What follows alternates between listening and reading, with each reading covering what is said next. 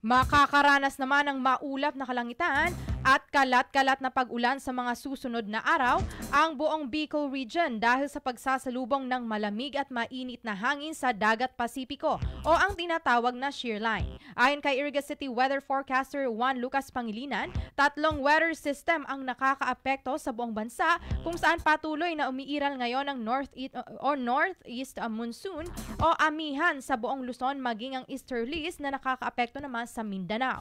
Kaugnay nito, bukod sa Visayas ay naapektuhan ng shear line ang Bicol Region, kung saan kabilang sa aasahan mamayang hapon hanggang mamayang gabi ang maulap na kalangitan na may kalat-kalat na pag-ulan.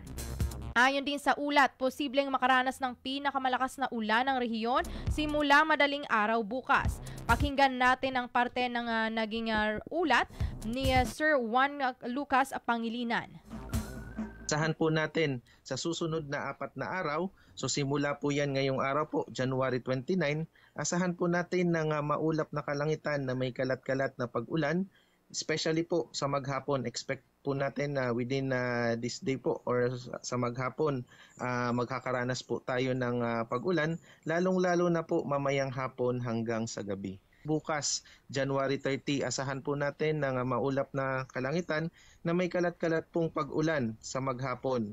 Expect po natin bukas po at 2 a.m. up until 8 a.m. posible pong makaranas po tayo ng yung pinakamalakas po na pag-ulan. Nagre-range po iyan sa katamtaman hanggang sa malakas na pag-ulan po. Mararanasan ang agwat ng temperatura na maglalaro sa 24 hanggang 29 degrees Celsius bukas ng Huwebes, January 30, gayon din sa araw ng Biyernes, January 31, kung saan aasahan pa rin ang maulap na kalangitan na may mga pag-ulan sa hapon. Inaasahan naman sa pagtuntong ng unang araw ng Pebrero ngayong Sabado ay magiging maayos umano ang panahon lalo na sa tanghali, ngunit aasahan pa rin ang bahagyang maulap hanggang sa maulap na kalangitan na may mga tsansa ng pag-ulan na may agwat na temperatura na 24 hanggang 29 degrees Celsius.